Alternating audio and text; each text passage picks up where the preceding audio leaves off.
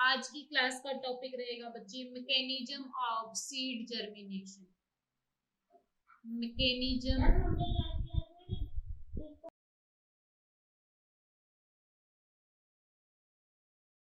बच्चे dispersal of seed के benefits किए थे लास्ट, फिर हमने छोटा सा पैराग्राफ किया था जर्मिनेशन ऑफ सीड। अब नेक्स्ट हम कर रहे हैं mechanism of seed germination. Notes मैंने आपके शेयर कर दिए हैं टीचमेंट पे, आप लोग उनको कॉपी कर लेना जो क्लास नहीं अटेंड कर पाए थे कल, और मुझसे अपने डाउट्स क्लियर कर लेना बच्चे। कुछ भी समझ में नहीं आए तो नेक्स्ट क्लास में आज पूछ सकते हो।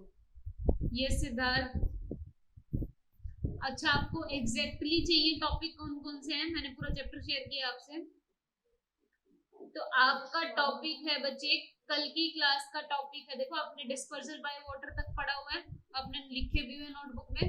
तो उससे आगे देखो जो आज कर रहे हैं और जो आपकी लास्ट क्लास में किया हुआ है, यानी उसके बीच का लिखना है आपने। इतना थोड़ा सा समझने की कोशिश किया करो सभी।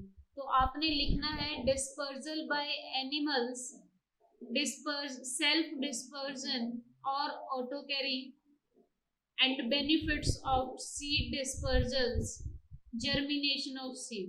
ये चार टॉपिक आपने लिखने हैं, seed dispersal by animal, self dispersal, benefits of dispersal and germination of seed. ये कल की क्लास के टॉपिक है। यस, पूरे पैराग्राफ्स लिखने, और जब नोट डाउन हो जाए बिल्कुल भी समझना है कल की क्लास में फिर से पूछ लेना।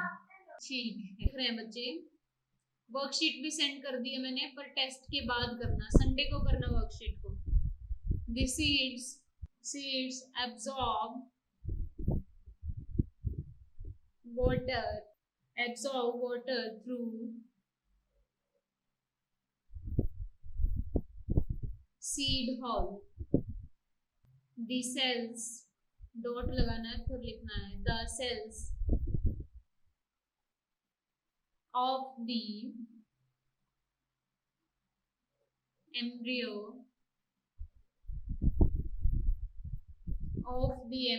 start dividing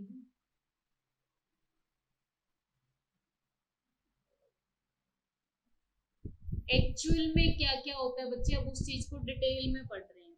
start dividing and increasing in size, and increasing in size।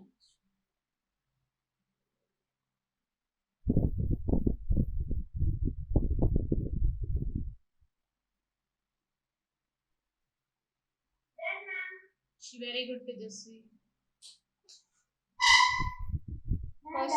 First Tejashwi, second Vikramjit Singh, third Siddharth.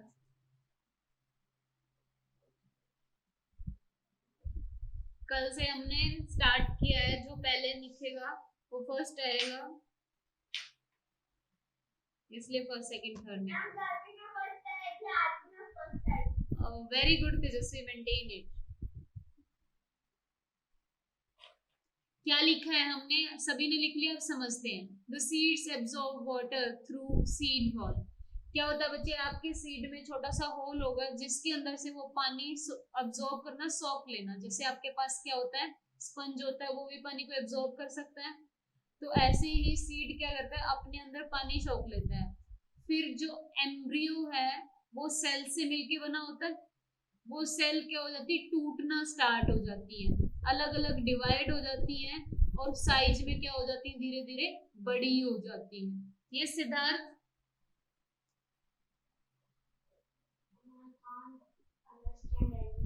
Okay okay, अभी कंप्लीट होने देते, तुम पहले ही हाथ उठा देते हो। क्या था बच्चे, सपोज आप कोई सीट ले रहे हो, छोटा सा इसमें होल होगा जहां से आपका रेडिकल निकलता है। उस होल से ये क्या करेगा बच्चे, पानी एब्जॉर्ब करेगा, वाटर एब्जॉर्ब करेगा। तविश,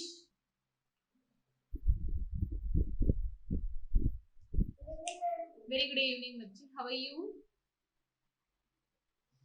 इसका स्क्रीनशॉट ले लो बच्चे, तभी जो मैं समझा रही हूँ उसको समझो साथ के साथ।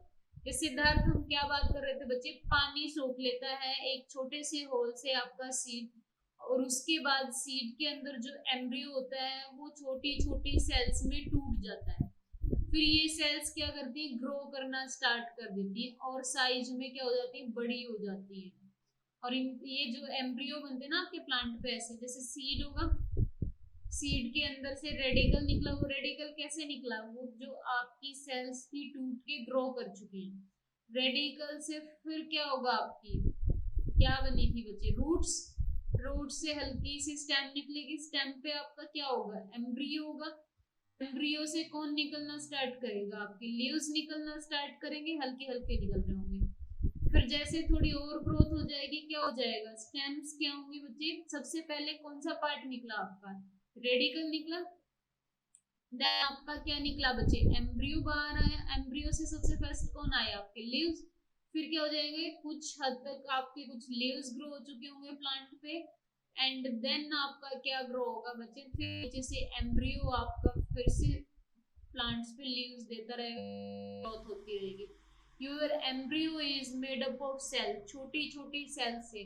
जैसे हमारे शरीर में सेल होती है, वैसे ही प्लांट्स में भी सेल्स होती हैं बच्चे, इनसे ही जुड़ के बना होता है आपका एम्ब्रियो। और जैसे उसको पानी मिलेगा, पानी इज फेवरेबल कंडीशन, वो क्या कर देंगी, सेल्स छोटे छोटे टुकड़ों में डिवाइड हो जाएंगे और फिर धीरे धीरे अपना साइज बढ़ाना स्टार्ट कर देंगे। जस्ट सेकंड पहले पूछती हूँ सिद्धार्थ से। सिद्धार्थ बताओ बच्चे, नहीं समझ में आ रहा, क्या नहीं समझ में आ रहा बताओ।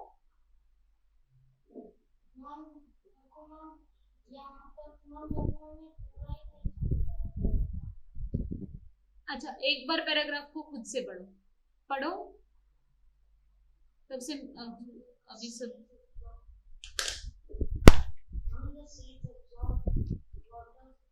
नहीं नहीं, खुद मन मन में पढ़ो, सोचो क्या लिखा हुआ है, इस चीज को सोचो। तब तक मैं दूसरे बच्चे का डाउट लेती हूँ, अच्छे से सोचो इस चीज को, क्योंकि इसमें समझाने वाली इतनी बड़ी बात है भी नहीं। यस तेजस्वी,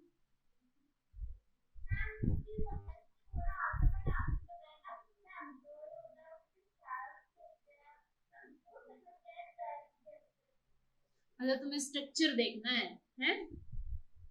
तुम्हारी हर बात वहीं आके रुक जाती है। यस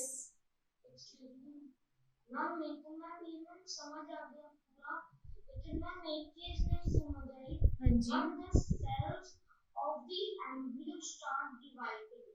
हाँ बच्चे ये फिनोमिनन होता है, नेचुरल फिनोमिनन होता है बच्चे। उनकी सेल्स में दिखा देती हूँ, सेल डिवीजन दिखा देती हूँ, ठीक है आपको।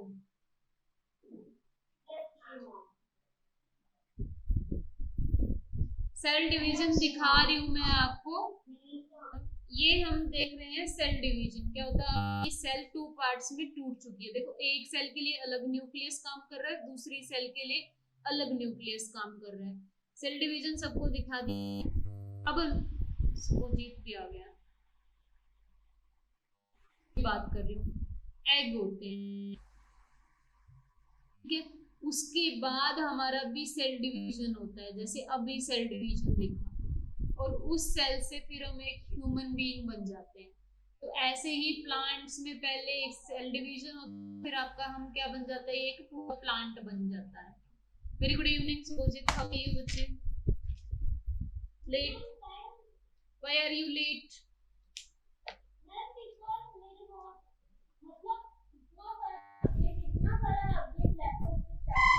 ओके ओके, सबको पहला पैराग्राफ समझ आ चुका है?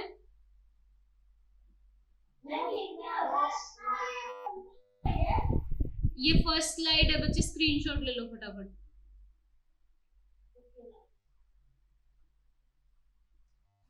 बच्चे जो आपकी स्किन का पार्ट है ना, वो भी बहुत सारी सेल से मिलके बना हुआ है। तो ऐसे ही प्लांट्स में भी बहुत सारी सेल होती है। कैंसर सबने सुना है? इसमें ये भी तो क्या होता है, अनवांटेड ग्रोथ ऑफ सेल। क्या होती है बच्चे, हमारे शरीर में हर जगह हमारी हर जगह सेल्स प्रेजेंट होती हैं और हर एक सेल की एक लिमिटेड ग्रोथ होती है कि इतनी ग्रोथ चाहिए। वो ग्रोथ जो इसमें हो जाती है, सपोज इस सेल इतनी ग्रोथ चाहिए थी और ये इतनी बड़ी होगी, तो ये किस में कन्वर्ट हो जाती है? कैंसर में कन्वर्ट हो जाती है। ठीक है, unwanted growth of cell is known as cancer. नहीं समझ में आया तब भी कोई बात नहीं, जो पैराग्राफ लिखवाया वो समझ में आ गया सबको? ठीक है, वेरी गुड। कैंसर में हम क्या करते हैं बच्चे? दवाइयां देते हैं, कुछ ऐसी दवाइयां देते हैं, आरएनए डीएनए से ही सेल्स आरएनए डीएनए बनता है, तो वो सेल की ग्रोथ को यहाँ दवाइयां क्या कर देती है? रोक देती है वहीं वहीं। जो आप कीमोथेरेपी वगैरह करवाते हो वो क्या कर देती है? धीरे धीरे सेल का साइज छोटा कर देती है, तो सेल छोटी हो जाएगी तो कैंसर ऑटोमेटिकली ट्रीट हो जाएगी। देखो प्लांट्स के साथ एनिमल्स भी पढ़ लिए हमने। नेक्स्ट लाइन लिखते हैं, ये सुपोजी स्क्रीनशॉट ले लिया बच्चे?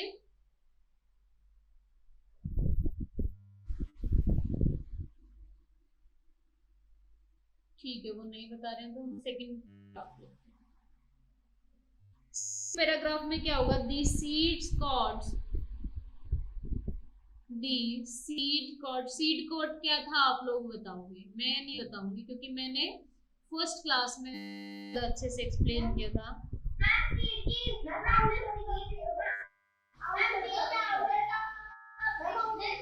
Yes yes everyone,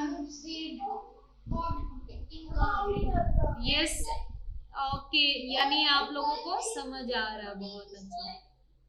seed code, very good everyone, very good.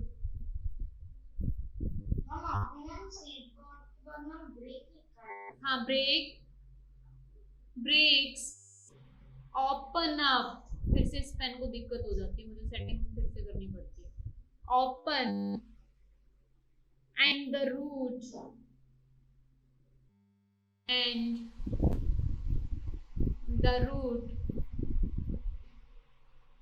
क्या होता है? सीड पहले खुलता है तो सबसे पहले कौन निकल के आता है?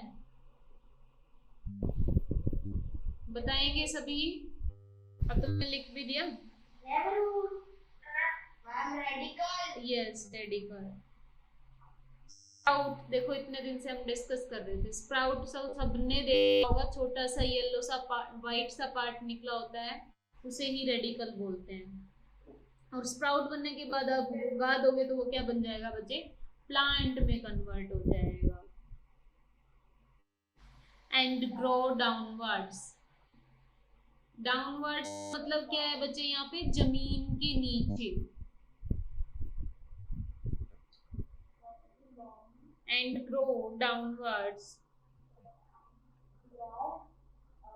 क्या होगा? सीड की आउटर कवरिंग ब्रेक हो जाएगी और उसमें से आपका छोटा सा क्यूट सा रेडिकल निकलेगा और वो रेडिकल नीचे रूट की ग्रोथ के लिए रिस्पॉन्सिबल होगा। Very good. फर्स्ट सिद्धार्थ आया,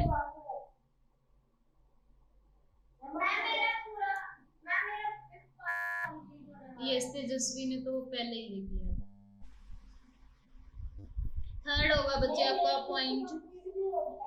very good everyone, very good. उसके बाद क्या होता है? ये जो मैकेनिज्म है बच्चे बहुत ज्यादा इंपॉर्टेंट है, यहाँ से क्वेश्चन आते हैं। देन दी सूट पार्ट, देन दी सूट पार्ट, सूट पार्ट किसको बोला था हमने? नाम बताएंगे सभी? रूट, ये रूट या स्टेम?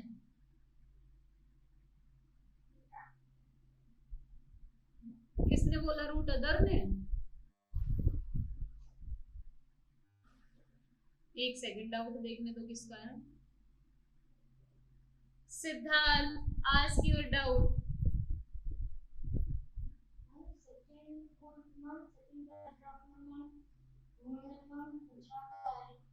ठीक है, ठीक है, मैं आपका डाउट लेती हूँ। सॉरी, आस्क योर डाउट बच्चे।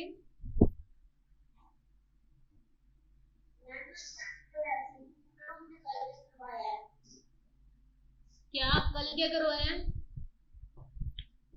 ठीक है, Yes, ma'am. ठीक है, बताते हैं सबको, सबके डाउट लेते हैं बच्चे। सेकंड पार्ट में वो बता रहा है कि पहले तो आपका क्या हुआ, सीड के अंदर सेल ने ग्रो करना स्टार्ट किया, सेल डिवीजन हो गया, सेल डिवीजन हो गया। सेकंड में क्या होगा, सीड्स की जो कोट है वो टूटेगी और आपका रेडिकल बाहर आएगा। समझ में आया? तो यहाँ पे क्या होगा, सीड को break open, breaks and open, root, sprout and downward. Grow लिखना रह गया, इस वजह से आपको थोड़ी दिक्कत हो रही है। ग्रोस डाउनवर्ड्स, यहाँ पे ग्रो लिखना रह गया, मैंने डिक्टेट कर दिया था बट लिखा नहीं। Grows downward.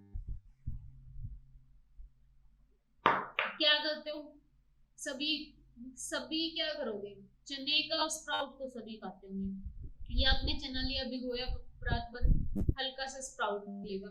अगर इसको हम उगा दें बच्चे, तो ये किस पार्ट के लिए रिस्पॉन्सिबल होगा, रूट के लिए। और वो रूट कहाँ होगी, जमीन के नीचे।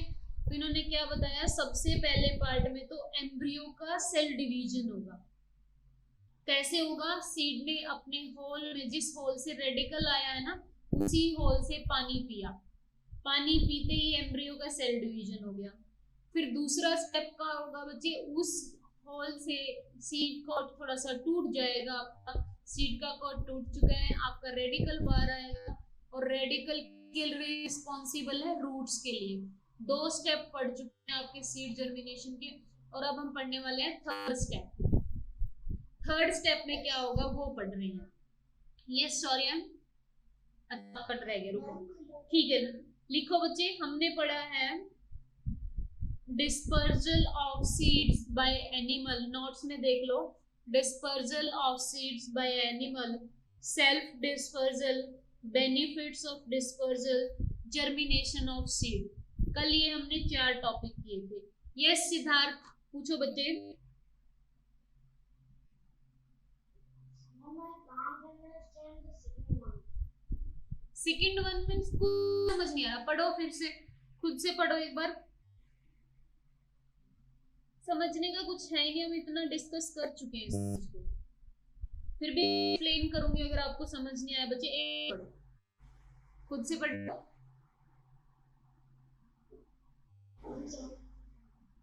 डन।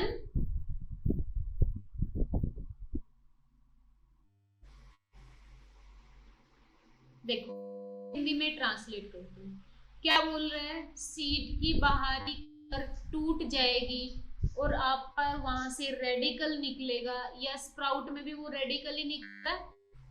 जो रेडिकल निकला है वो रूट की ग्रोथ के लिए रिस्पॉन्सिबल होगा। ग्रोस डाउनवर्ड, यानी जमीन के नीचे इसको ग्रो करेगा, आपकी रूट्स को ग्रो करेगा। Now clear? Yes, ma'am. Okay dear. Upwards, एक बार अलग पढ़ते हैं सभी पॉइंट्स को, फिर मैं इकट्ठा भी लास्ट में एक्सप्लेन कर दूंगी ताकि आपको दिक्कत ना हो, क्योंकि ये बहुत ज्यादा इंपॉर्टेंट है मैकेनिज्म। लेटर प्रोड्यूसर्स, इसको हम फर्स्ट क्लास में भी डिस्कस कर चुके हैं, आज और ज्यादा डिटेल में पढ़ रहे हैं। स्टेम एंड लीव्स,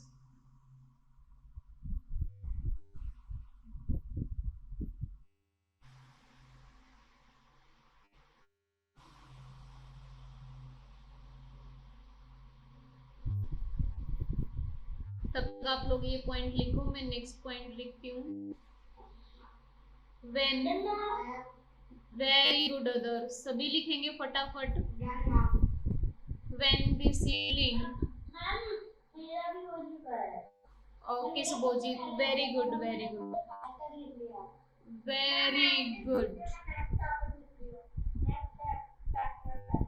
टेचमेंट बोल के बैठे हो साथ के साथ। Seedling grows, when the seedling grows, end में दिक्कत हो जाती है मेरे को।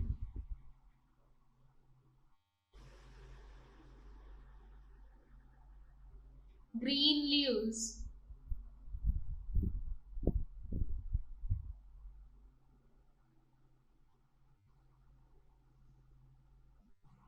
it starts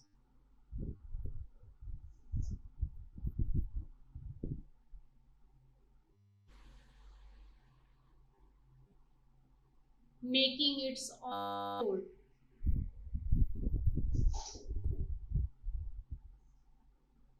It starts making its own food.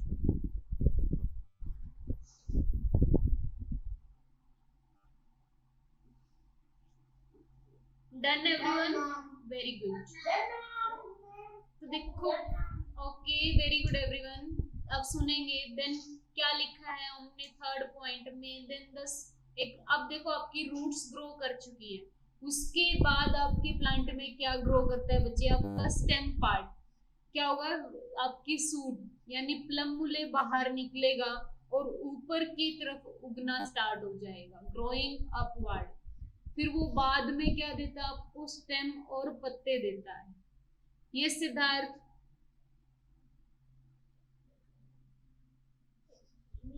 हाँ जी.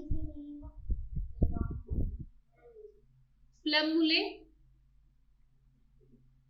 बच्चे आपके सूट पार्ट यानी स्टेम वाले पार्ट को हमने बहुत डिटेल में पढ़ा है. प्लम मुले आप लोग चैप्टर को रीड नहीं करते हो बिल्कुल भी, क्योंकि अगर आप चैप्टर को रीड करके बैठो क्लास से पहले तो ये चीज तो प्लम मुले तो हमने इतना डिटेल में डिस्कस किया है, आपको डाउट ही नहीं आना चाहिए था.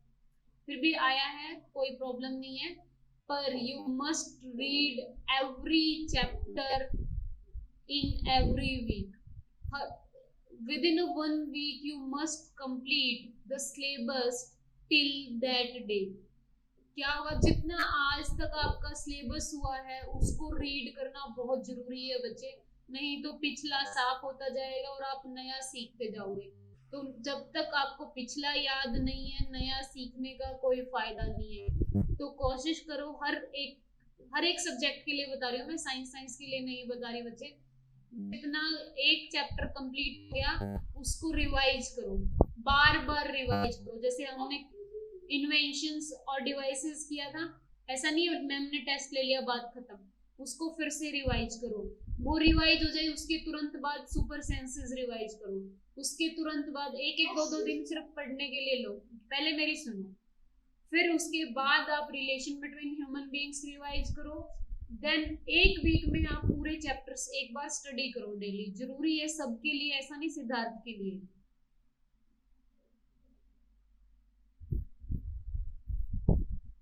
क्या करो? जितना पिछला सिलेबस हो चुका है उसको साथ के साथ रिवाइज करते हुए चलो.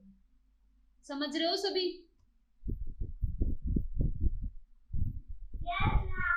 ठीक है. तो हमने कितने पॉइंट लिख लिए थे? 4. 5th पॉइंट लिखते हैं और फिर सभी पॉइंट्स को मैं साथ के साथ एक्सप्लेन करूं. सिद्धार्थ कहाँ आ चुका है? ये सिद्धार्थ एनी डाउट बच्चे? ठीक है बच्चे, को मैं आपको दोबारा एक्सप्लेन करूंगी, कोई प्रॉब्लम नहीं है. फिर थोड़ा सा इसलिए मैंने आपको बोला है, सब बच्चों को समझाया है आपके बेनिफिट के लिए, क्योंकि एग्जाम में इतने सारे बच्चे बैठते हैं, कुछ सीट नहीं है. तो आपको अपनी सीट को श्योर चाहिए तो आपको क्या करना पड़ेगा बच्चे? थोड़ी ज्यादा मेहनत करनी पड़ेगी. ये नहीं कि पूरा हम लगे हुए हैं. स्मार्टली देखो, आप कोई चीज कर रहे हो, एक उस चीज को थोड़ा थोड़ा करके करें और एक उस चीज का बर्डन हम करके पास करें, तो कौन सी चीज बेटर रहेगी? जो हमने थोड़ी थोड़ी की है. तो आपने डेली साथ थोड़ा थोड़ा टॉपिक सबका रिवाइज करना है, जो क्लास में करवाया उससे अलग होने वाला, ताकि आपका लास्ट में एक बर्डन क्रिएट ना हो. संडे आप लोग सब फ्री होते हो तो एक रीडिंग लिया करो बच्चे, हर एक सब्जेक्ट की, ये नहीं सिर्फ साइंस की लेनी है. और जैसे जीके जितना बार बार पढ़ोगे उतनी याद रहेगी. ये Siddharth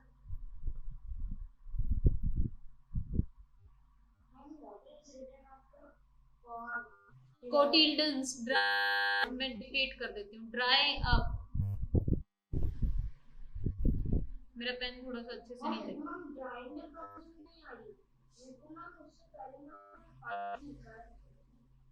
By this time cotyledons dry up and fall, सूख जाते हैं और गिर जाते हैं. The seedling then develop in a new plant. Yes बच्चे.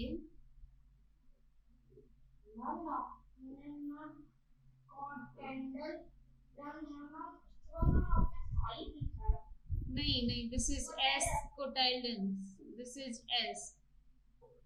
आप साथ साथ लिखते हो ना इसलिए. Seedling then develops into a new plant.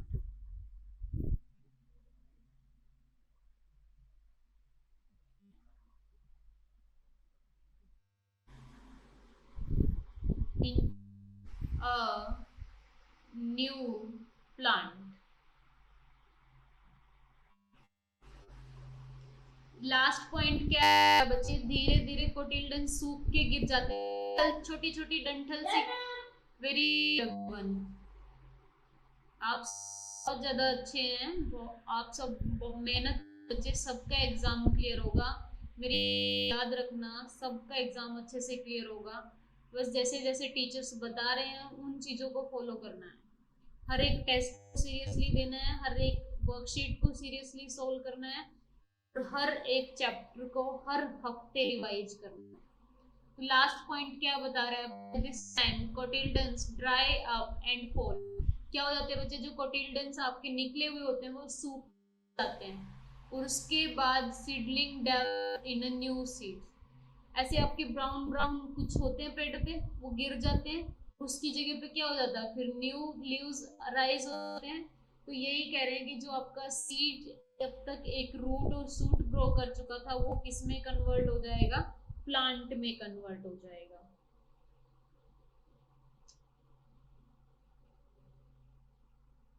किसी को डाउट है? ठीक है, मैकेनिज्म में पूरा आपको रिवाइज करवा रही हूँ क्या क्या पढ़ा है हमने. फिर नया टॉपिक, फिर इसके बाद नया टॉपिक स्टार्ट करते हैं.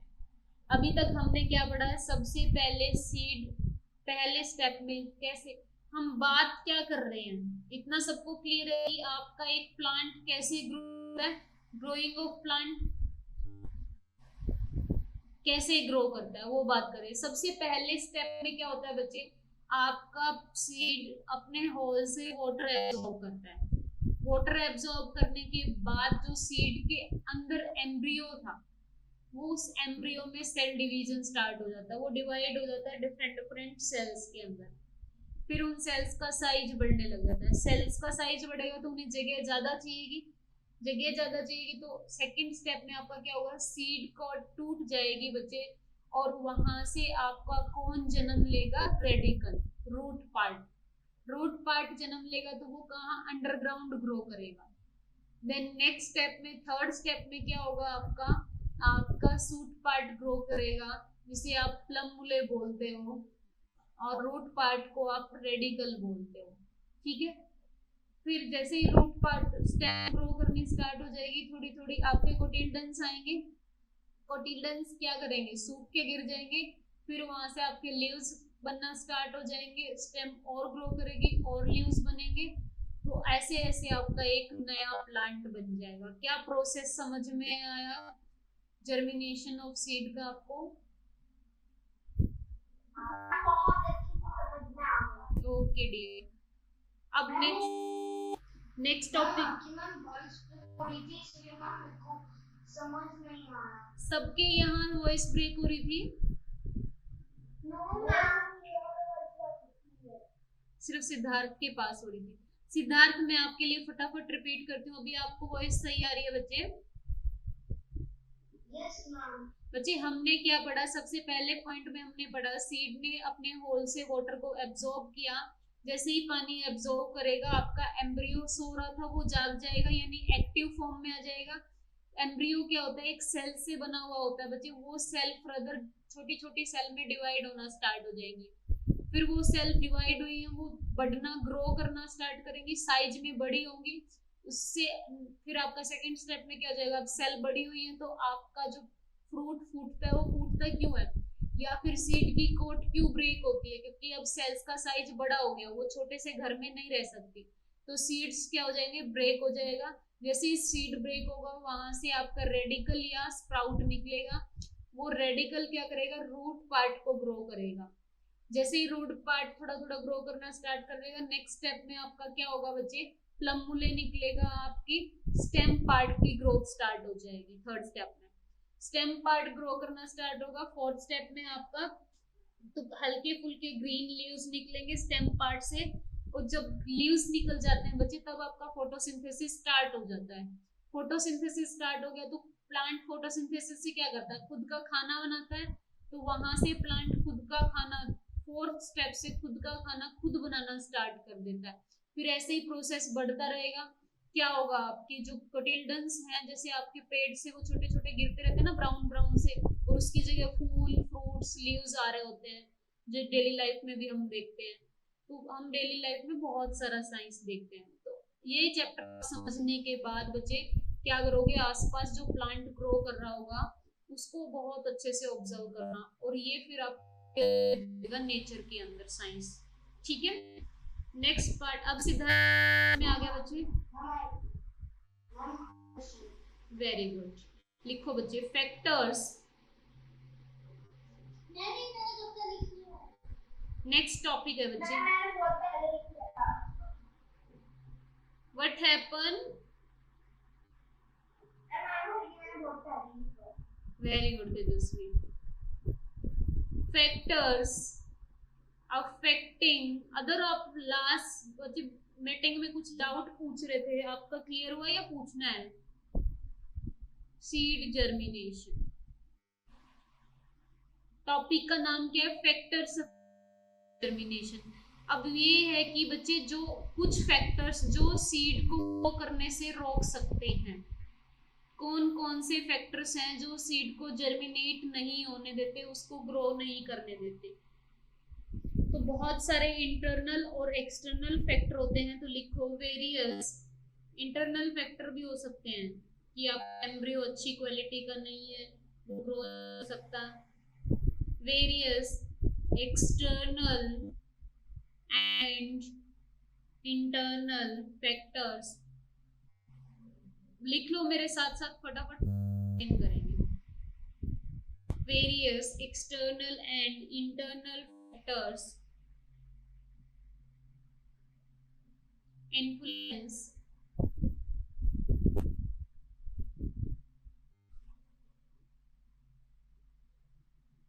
seed germination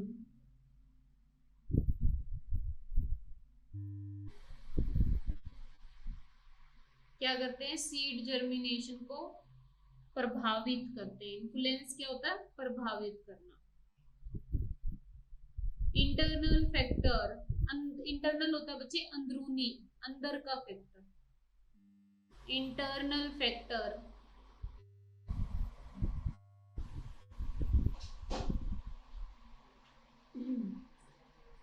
can be seed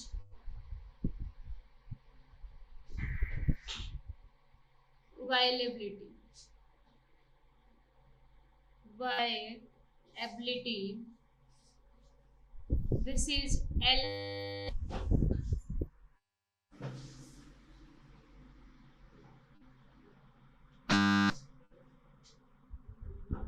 viability, very good.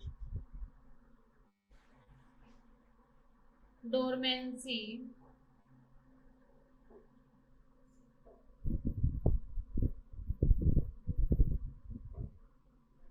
enzymes,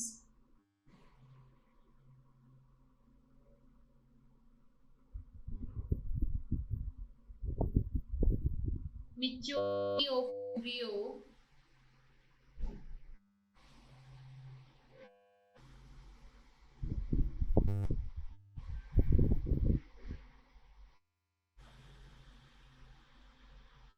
maturity of embryo, this is O, etc. On the other hand,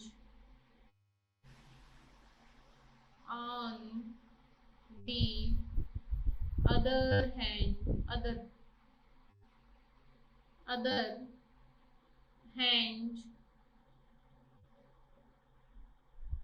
external factors can be, इसको चाहो तो आप नेक्स्ट पैराग्राफ में भी लिख सकते हो। एक्सटर्नल फैक्टर्स, बाहरी कारण, factors can be water,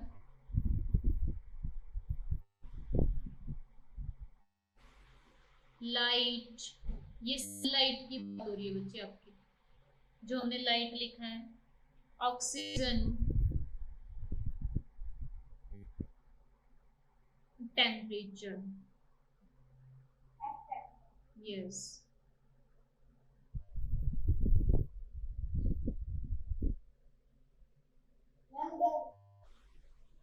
done. सभी अपने आप रीड करो इसको एक बार, फिर मैं बहुत अच्छे से आपको समझाऊंगी। अपने आप रीड करेंगे।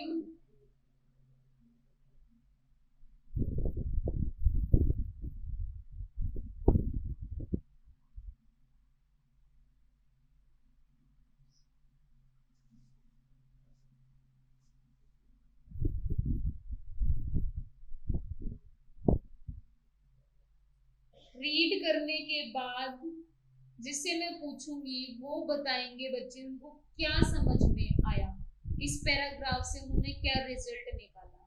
सिद्धार्थ वेट बच्चे, वेट, पूछते हूँ बच्चे आपका डाउट। अभी ऐसे मत डरना कि मैम ने नहीं बता, समझ नहीं आया, मैं एक्सप्लेन करूंगी आपको, नो प्रॉब्लम, मैं एक्सप्लेन करूंगी।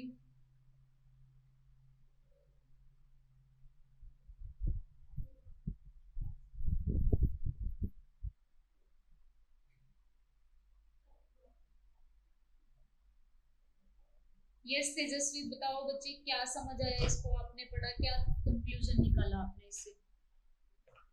मैम मैंने तो ये निकाला था जो मतलब चीज को प्राप्त करने के लिए जो इंटरनल होता है उसको मतलब ऐसी टाइप की होती है, मैथ्स इंटरनेट मेथड और अनलॉय की, इसको अनलॉय का एग्जांपल होती है, और जो दूसरी बात एक्सटर्नल जो बाहर की होती है वो मतलब बहुत ज्यादा पानी देने से, और दूध कभी टेम्परेचर बहुत ज्यादा ही हाई हो जाए, कम हो जाए, इसकी वजह से भी हो सकता है। ठीक है, very good Tejaswi. Yes Siddharth, any doubt dear? Yes, no, what can the meaning of influence animal behavior, dormancy, engine, maturity, no, not maturity, okay okay, no, enzymes. ठीक है, एंजाइम्स मैंने कर लिया, ठीक। ओके, सिद्धार्थ आपको इस पैराग्राफ से कुछ समझ में आया? क्या आपने क्या कंक्लूजन निकाला, समझ में आया, नहीं आया, अदर डजंट मैटर, क्या कंक्लूजन निकाला आपने?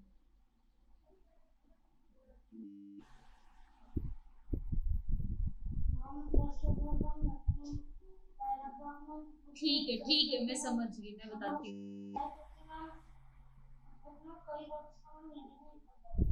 ठीक है बच्चे, समझ सकती हूँ मैं। प्रभावित करना,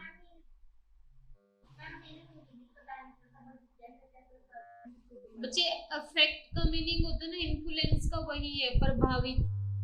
ये क्या कह रहे हैं, कुछ बाहरी कारण है, कुछ अंदरूनी कारण है जो सीड जर्मिनेशन को प्रभावित करते हैं। इंटरनल फैक्टर क्या है बच्चे? सीड की वायलेबिलिटी, सीड का विकास, कि उसका विकास कितना हो रहा है, विकास की गति तेज है या कम है या बिल्कुल भी नहीं है। कम होगी तब भी ग्रो करने में दिक्कत होगी, तेज होगी तो फटाफट ग्रो कर जाएगा। डोरमेंसी क्या होता है बच्चे? उसकी पावर ग्रो करने के लिए, ठीक है। फिजिकल फंक्शन मतलब देखो, मैं बताती हूँ आपको डोरमेंसी का। एक सीड को ग्रो करने के लिए 2 डेज लगते हैं सपोज, ठीक है, 30 घंटे के आसपास लगता है, तो दिन के 1-1.5 दिन में आपका सीड ग्रो कर सकता है। और उस टाइम पीरियड में उसने ग्रो नहीं किया, तो उस पर्टिकुलर टाइम में ग्रो करना डोरमेंसी कहते हैं। तो यानी उसकी डोरमेंसी खराब हो सकती है, एबिलिटी में चेंज हो सकता है। एंजाइम्स क्या है बच्चे, ये आपके कीट होते हैं जो हेल्प करते हैं उसको ग्रो करने में। एंजाइम्स अच्छे नहीं है, वो नहीं ग्रो करने देंगे। मेच्योरिटी ग्रो करने को ही बोलते हैं आपकी। तो एम्ब्रियो मेच्योर कब होगा, जब वो ग्रो करेगा। तो एम्ब्रियो की मेच्योरिटी पे डिपेंड करता है वो मेच्योर हुआ है नहीं हुआ। एंजाइम्स ने हेल्प की या नहीं की एम्ब्रियो को मेच्योर होने में, उसकी आपकी विद टाइम पीरियड, जो आपका ग्रो करने के लिए टाइम होता है। जैसे आपकी हाइट है, आपकी हाइट क्या होगी, आपकी बर्थ से लेके सपोज 15 ईयर तक मैक्सिमम ग्रो करनी है। तो कुछ बच्चे उसमें बहुत ज्यादा लंबे हो गए, कुछ लंबे नहीं हो पाए।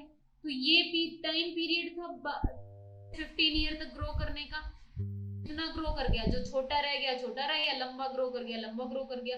तो एक दिन के टाइम में, 1 से 1.5 दिन के टाइम में सीड ग्रो कर गया या नहीं किया, वो डोरमेंसी होती है। कितनी स्पीड से ग्रो करना चाहिए था उतनी स्पीड से ग्रो किया नहीं, विकास गति अवेलेबिलिटी होती है। तो ये क्या है, अंदर के फैक्टर हैं जो एम्ब्रियो के हैं, कि एम्ब्रियो ने एक दिन में ग्रो किया नहीं किया, मेच्योर हुआ नहीं हुआ, तो कितनी स्पीड से ग्रो करना था उस स्पीड से ग्रो किया नहीं किया। एम्ब्रियो को इसने छोटे छोटे एंजाइम्स ने हेल्प किया नहीं की ग्रो करने में। ये क्या है, सीड के अंदर के फैक्टर्स। बाहर के फैक्टर, फिर अगर सीड रखा है, पानी ही नहीं डालेंगे कहाँ से ग्रो करेगा। पानी मिल गया, सनलाइट नहीं मिली, फोटोसिंथेसिस नहीं होगा, कहाँ से ग्रो करेगा।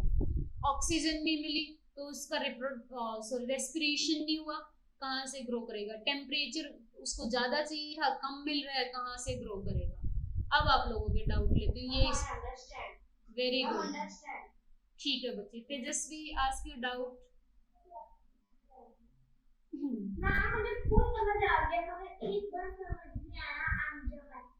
एंजाइम्स,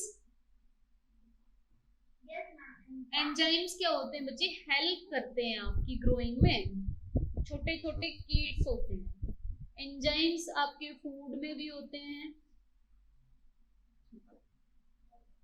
ये क्या करते हैं, क्या बोलते हैं वैसे, ये प्रोटीन्स की फॉर्म में मिलते हैं। तो प्रोटीन्स क्या करते हैं, हमारे मस्कुलर ताकत बढ़ाते हैं। तो ऐसे ही एम्ब्रियो के अंदर भी ये जर्मिनेशन के लिए हेल्प करते हैं। अगर अच्छे से हेल्प की तो आपका एक अच्छा एम्ब्रियो उभर के आएगा, बहुत तगड़ा प्लांट बनेगा।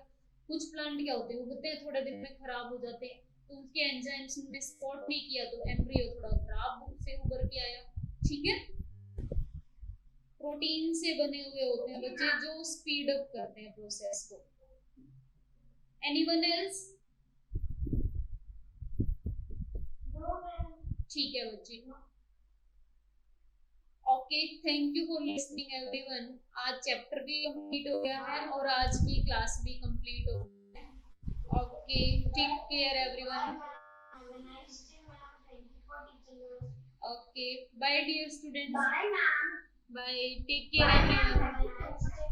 You to.